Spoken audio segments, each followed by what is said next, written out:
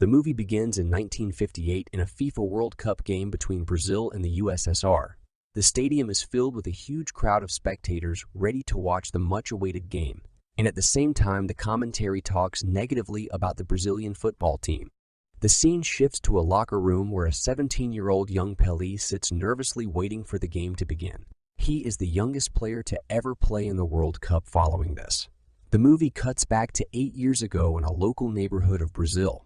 Several children are seen playing football, and one of them is a 9-year-old Deco who will go on to become Pele. He polishes shoes to make some money, hoping he can afford a good pair of boots one day.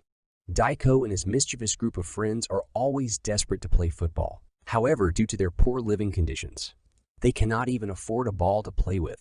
Thus, the boys often steal neighborhood socks and mold them into the shape of a ball to kick it around. They play the handmade football together and toss it around roof to roof without letting it touch the ground. One day, Deco is scolded by his mom for returning home dirty. He is the eldest of 3 children, his father, João Ramos.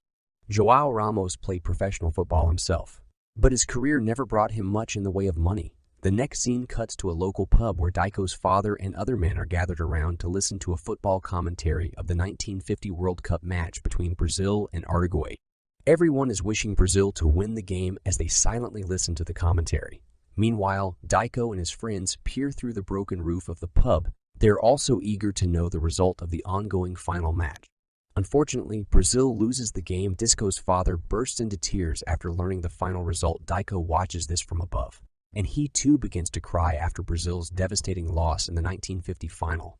Deco makes the bold and unlikely promise to his father that someday he will go on to win a World Cup for Brazil. The following day, Deco joins his mother to work. They are set to clean the house of a wealthy factory owner there. His mother explains that his father struggled to earn a living as a football player after a leg injury, and that's the reason that she doesn't want Deco to play football. As his mother steps out of the room, a group of rich kids, including the house owner's son Jose, arrives and starts talking about different football players. Deco overhears the boys discussing the local youth tournament. He also learns that a famous professional scout will be attending the tournament. Intrigued, he interrupts the boys by saying the name of a famous football player, Pele, but mispronounces it as Pele. The rich kids make fun of him, nicknaming him Pele, a name Deco initially loathes. Soon after, his mother arrives at the scene and makes him apologize to Josie, although he is not at fault. Before leaving, Deco grabs a piece of newspaper mentioning the local tournament. Later, he informs about the tournament to his friends and convinces them to participate. Wasting no time, Deco and the boys approach the organizers and enlist themselves in it. Although the boys are poor and do not even have shoes to play in the tournament, they have amazing football skills. They leave almost all the teams behind and make it to the final, only to realize that they will have to face Josie's team in the last match. Josie mocks Deco and his friend, calling them the shoeless team, as they do not have any shoes to wear. I guess no one ever said athletes were clever. The insults deeply affect Deco and his team. They decided to get the shoes, however. They have no money. Suddenly, one of them comes up with a plan to steal stacks of peanuts from nearby vendors and sell them to get second-hand shoes. The boys immediately agree and proceed with their plan. During the act, the vendors notice Deco and his friend stealing their peanut sacks, and thus a chase ensues. Thankfully, the boys manage to outsmart them and reach the market. While selling the peanuts, Josie and his group approach Deco and start making fun of his team once again this time. However, Deco has had it, so he punches Jose in anger. One thing leads to another, and the two sets of groups get into a massive brawl. Later at home, Deco's mother is worried to see her son all bruised up. She asks him what happened, and Deco simply lies that it was his teacher who did the beating. This infuriates his mother, so she promises to talk to the teacher the next day. However, Deco's father interrupts and says that he will deal with the teacher and insists that she focuses on her work. The next day, he takes Deco to work. On the way, he reveals that he knows about the fight and the tournament. But instead of getting angry, Deco's father suggests he put aside his feelings and focus on his skills to win the final game. He advises his young wannabe football player's son that if he wants to play professionally, he can't be ashamed of who he is. Knowing his father is by his side, Deco becomes happy and determined to play his best in the tournament. The big day finally arrives, and everybody is cheering up for Jose and his team of rich boys once again. The arrogant boy makes fun of Deco and continues calling him Pele. Meanwhile, Deco and his team finally wear the second-hand shoes they bought by selling the stolen peanuts. However, the boots are Too big for the young boys once the match starts. Daiko and his friends are slowed by their oversized boots. Jose's team takes this as an opportunity, so they score goal upon goal, making the score 6-0. The most goals scored in one game in the history of all Sosore. As the match progresses, Daiko gets angry when the opponents begin to play foul, and Jose continues to tease him. But just when he is about to attack Jose in a fit of rage, he sees his father in the audience and recalls what he had said the other day. Daiko then decides to take off the uncomfortable football boot to ease himself and play football as they did in the streets. He takes the ball, dodges over his opponents, just dangles their asses silly, and surprises the crowd with his amazing skills, scoring the first goal. Soon after this, all of his teammates begin to take off the oversized boots and play the game their own way.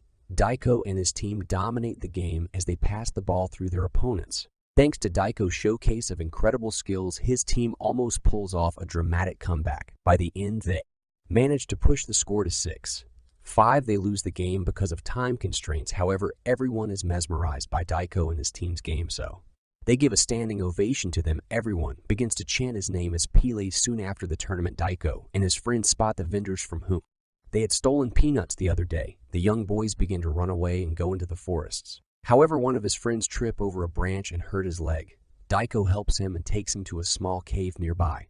Suddenly, it starts to rain heavily, and this triggers a landslide above the cave that the boys are sheltering in. Daiko, whom we will now address as Pele, manages to get out. However, the injured friend is stuck inside the cave, which is soon overpowered by the landslide. In the next scene, the vendors arrive and dig for the boy. Unfortunately, he is already dead by the time he is rescued. A distressed Pele returns home and sobbingly explains everything to his mother. He blames himself for the death of his dear friend.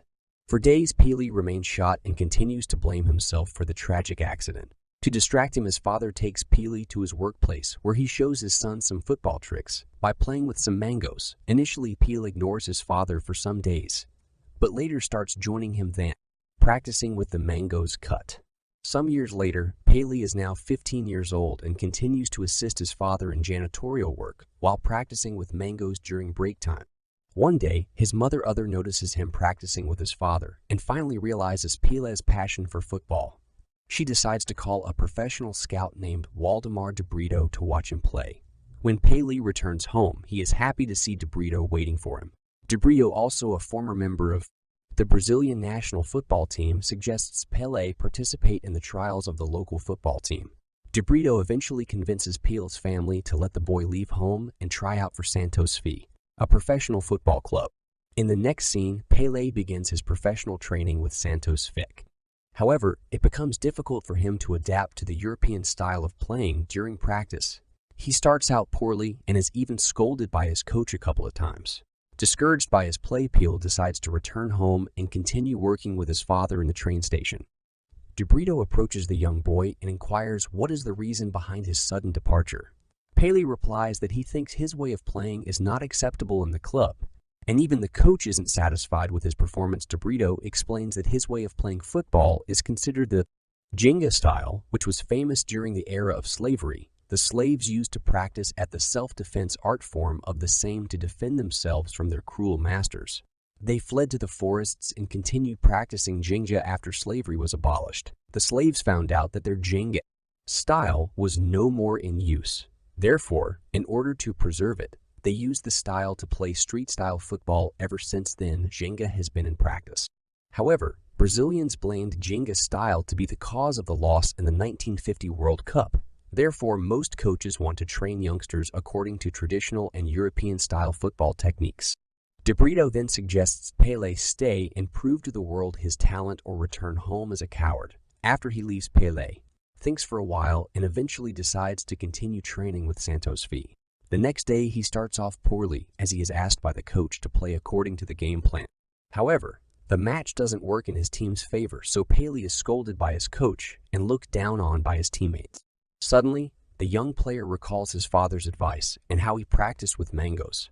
He also sees De Brito cheering for him, so Pele decides to play the game the way he knows. Soon after, Pele gets the ball and dodges through his opponents. He then kicks the ball acrobatically like how he used to. With the mangoes in this way, Pele scores the first professional goal of his career. At the age of 15, His coach, along with the spectators, surprised to see people's amazing skills as the days pass.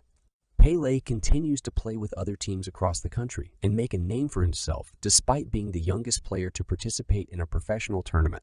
Surprisingly, he moves up from the youth squad to the reserve squad and eventually works his way up to the professional level team.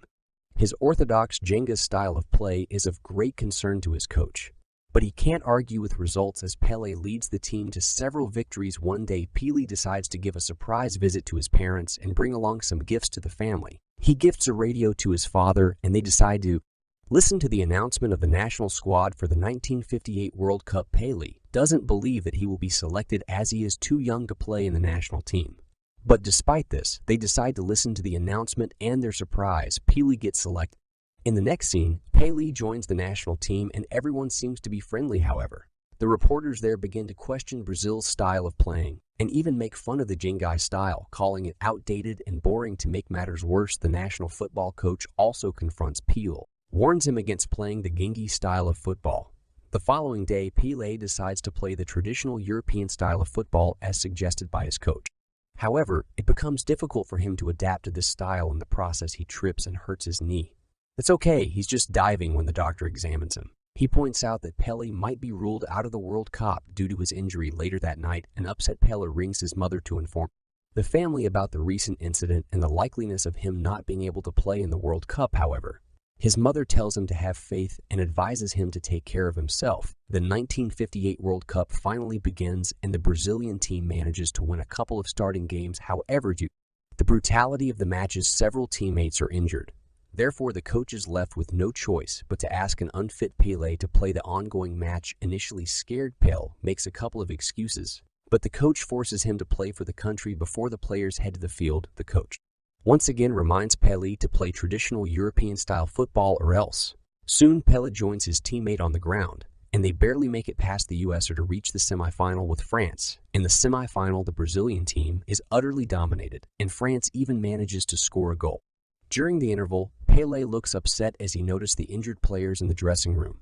Demotivated, he asks one of them to replace him in the second half. However, the teammate refuses and reveals that he is not in a sound mental state to play the game. Additionally, he tells Pele that he is tired of playing European-style football and further suggests Pele play the Jenga style so that he can truly showcase his skills and hopefully win the game. Bolstered by his teammates' support, Pele erupts onto the field with his Jenga style of play. He displays remarkable speed, athleticism, and field vision to score 3 goals in a semi-final 5-2 demolition of France. A few days later, during a press meeting between the two finalist teams, Brazil and Sweden, the Swedish coach mocks Brazil's Jenga style of playing, says that they will lose the World Cup final just as they did in 1950. Frustrated, Brazil's coach storms out of the meeting at night. Pele rings his father to inform him about the situation, but the latter advises him to try to unite his teammates so they can win the match. The following day, during breakfast, Pele challenges his teammates to kick the ball to the nearest lighthouse without dropping it.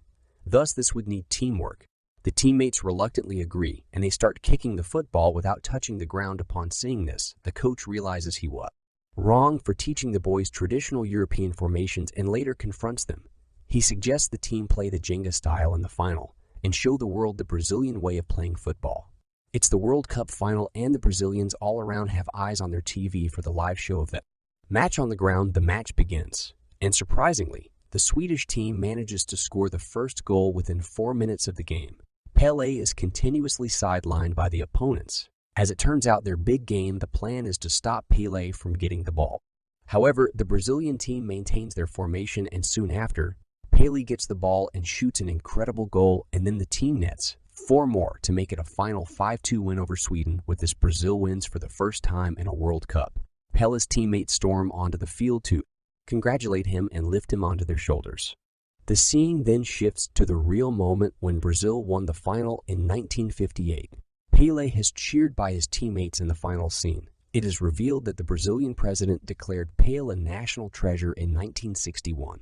The GOAT of football holds the remarkable record for most goals scored and is also the youngest player to score a goal in a World Cup. He is also the only player to win 3 FIFA World Cups. Pele passed away on December 28, 2022 After the 2022 FIFA World Cup, his last post was a congratulatory message to another icon of football, Lionel Messi. Subscribe for more videos like this, turn on notifications, and leave a like to help the channel out. Thank you for watching it.